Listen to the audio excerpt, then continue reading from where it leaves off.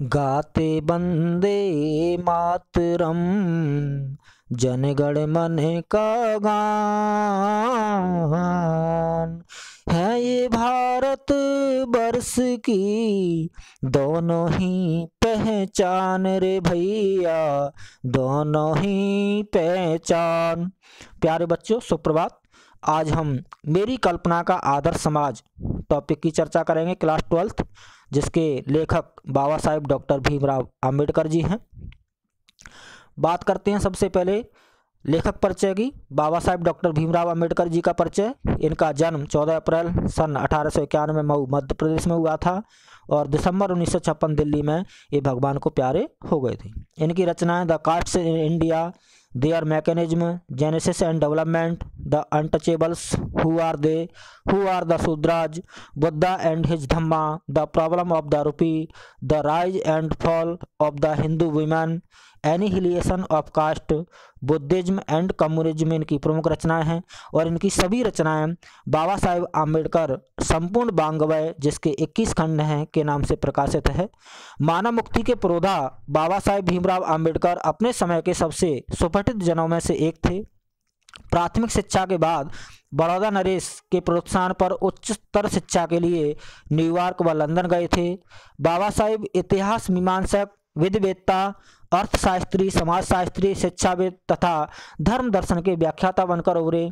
समाज और राजनीति में बेहद सक्रिय भूमिका निभाते हुए उन्होंने अछूतों, स्त्रियों और मजदूरों को मानवीय अधिकार व सम्मान दिलाने के लिए अथक संघर्ष किया। कबीर, बुद्ध एवं ज्योतिबा फुले उनके प्रेरणा स्रोत थे और ये हमारे संविधान के जनक एवं प्रथम कानून मंत्री के रूप में भी जाने जाते हैं बाबा साहेब। मेरी कल्पना का आदर्श समाज पाठ का सार। प्रस्तुत प्रकरण डॉक्टर भीमराव अंबेडकर जी के प्रसिद्ध भाषण एनिहिलेशन ऑफ द कास्ट से लिया गया, जिसका हिंदी अनुवाद ललई सिंह यादव द्वारा जाति भेद का उच्छेद नाम से किया गया है। यह भाषण जाति पाति तोड़क मंडल के वार्षिक सम्मेलन के अध्यक्षीय भाषण के रूप में तैयार किया गया था, लेकिन सम्मेलन स्थगित होने के कारण यह पढ़ा ना जा सका। बाद में डॉक्टर अंबेडकर जी के द्वारा इसे स्वतंत्र पुस्तिका के रूप में प्रकाशित कर लोगों को पढ़ने के लिए वितरित किया था। मेरी कल्पना का आदर्श समाज प्रकरण में डॉक्टर भीमराव अंबेडकर जी ने भाईचारे, स्वतंत्रता एवं समानता पर आधारित स्वस्थ, सुखी, सुंदर समाज के विषय में विचार व्यक्त किए गए हैं। शिक्षा जितनी पुरुषों के लिए आवश्यक है उतनी ही महिलाओं के लिए भी आवश्यक है, डॉक्टर अंबेडकर जी का सुंदर विचार। पहले वीडियो में बच्चों बात की थी हमने श्रम विभाजन और जाति प्रथा टॉपिक की, जो डॉक्टर भीमराव अंबेडकर जी का था। अंबेडकर जी ने उस टॉपिक में, उस पाठ में जाति प्रथा की जो समस्याएं थीं, जाति प्रथा की जो कमियां थीं, उनको देखते हुए डॉक्टर अंबेडकर कहते थे, जाति प्रथा का विरोध करते थे कि जाति प्रथा नहीं होनी चाहिए, जातियां नहीं होनी चाहिए, जातियां भेदभाव करती हैं, असमानता करती हैं, लोगों को अच्छे से जीवन जीने नहीं देती हैं, जाति के बंधन में बंध करके व्यक्ति अच्छे से काम नहीं कर पाता है, अपने मन के मुताबिक कार्य नहीं कर पाता है। तब लोगों का प्रश्न था कि यदि जाति नहीं होगी, जाति आधारित समाज नहीं होगा, तो फिर समाज कैसा होना चाहिए। तो इस मेरी कल्पना का आदर्श समाज के नाम से डॉक्टर अंबेडकर जी ने बताया कि समाज कैसा होना चाहिए। हर व्यक्ति का अपना सपना होता है, हर व्यक्ति की अपनी सोच होती है कि मेरे सपनों का भारत कैसा होना चाहिए या मेरे सपनों का समाज कैसा होना चाहिए। वैसे ही डॉक्टर बाबा साहेब भीमराव अंबेडकर जी के जो कल्पना का जो समाज था, आदर्श समाज था, वो क्या कल्पना करते थे देश के लिए, समाज के लिए, वो क्या सपने देखते थे समाज के लिए, देश के लिए, कि देश कैसा होना चाहिए, समाज कैसा होना चाहिए। इसी बात को मेरी कल्पना का आदर्श समाज पाठ में डॉक्टर बाबा साहेब भीमराव अंबेडकर जी के द्वारा बताया गया है। उनके अनुसार समाज कैसा होना चाहिए, भाईचारे, स्वतंत्रता एवं समानता पर आधारित स्वस्थ, सुखी, सुंदर समाज होना चाहिए। डॉक्टर बाबा साहेब भीमराव अंबेडकर स्वस्थ समाज के लिए, सुंदर समाज के लिए 3 चीज़ों की बात करते हैं, स्वतंत्रता की, समानता की और भाईचारे की। यानी एक आदर्श समाज में भाईचारे की भावना होनी चाहिए, किसी भी तरह का कोई भेदभाव नहीं होना चाहिए, जाति का, धर्म का, छोटे बड़े का, गरीब अमीर का, किसी भी तरह का कोई भेदभाव नहीं होना चाहिए। सब में कैसा होना चाहिए, भाईचारे की भावना होना चाहिए।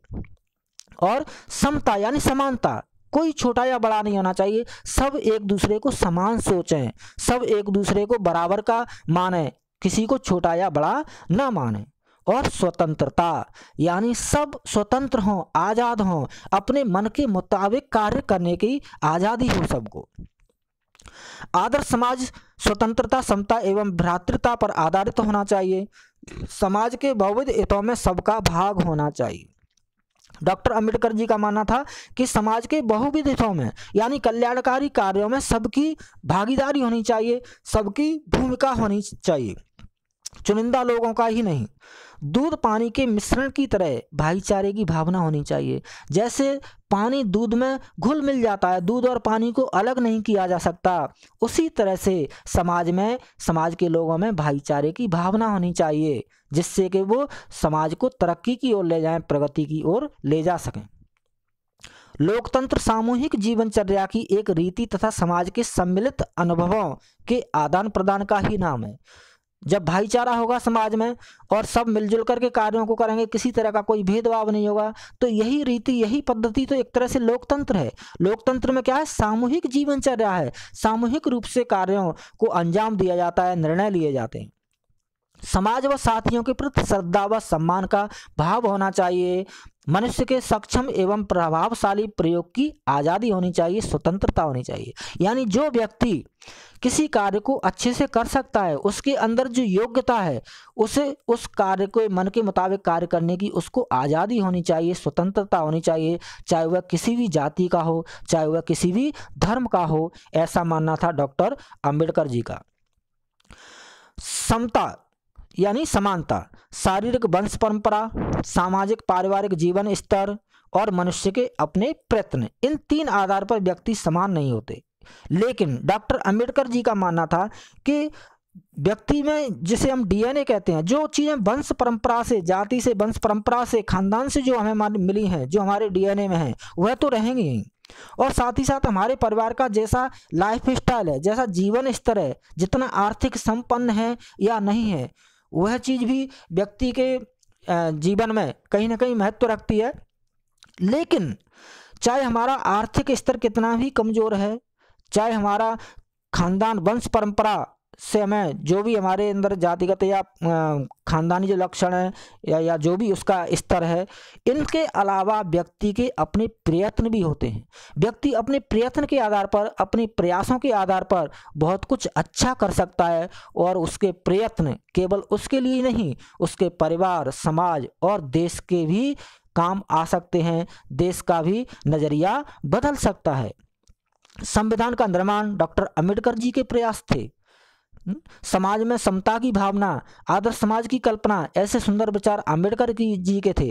तो सुंदर विचार, सुंदर योग्यता वह व्यक्ति के साथ साथ समाज एवं देश के लिए भी कल्याणकारी साबित हो सकती है। तो डॉक्टर अंबेडकर जी का मानना था कि जो उनके जो कल्पना का जो आदर्श समाज है वो कैसा होना चाहिए? स्वतंत्रता, समानता और भाईचारे की भावना पर आधारित होना चाहिए।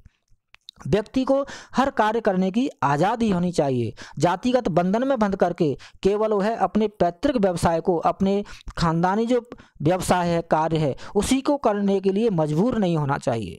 उसे अपने मन के मुताबिक जीवन जीने की, कार्य करने की आज़ादी होनी चाहिए, अपनी योग्यता के आधार पर। ऐसा डॉक्टर अंबेडकर जी का मानना था। और ऐसा व्यक्ति, यदि समाज ऐसी परमिशन देता है, ऐसी अनुमति देता है, हर व्यक्ति को अपने मन के मुताबिक कार्य करने की यदि आज़ादी रहेगी, तो व्यक्ति भी सुखी रहेगा, समाज सुखी रहेगा और देश उन्नति की राह पर दौड़ेगा, देश तरक्की करेगा, देश विकासशील से क्या बन जाएगा? विकसित बन जाएगा। तो मेरी कल्पना का आदर्श समाज विचार थे डॉक्टर बाबा साहेब भीमराव अंबेडकर जी के, बहुत ही सुंदर विचार। यहाँ पर बच्चों मैं कहना चाहूँगा, जीते वही हैं जिनके सपनों में जान होती है, जीते वही हैं जिनके सपनों में जान होती है, पंखों से कुछ नहीं होता ए मुसाफिर, हौसलों से उड़ान होती है, हौसलों से उड़ान होती है। धन्यवाद बच्चों। यदि वीडियो पसंद आए तो लाइक करें, सब्सक्राइब करें, कमेंट करें, शेयर करें। जय हिंद, वंदे मातरम।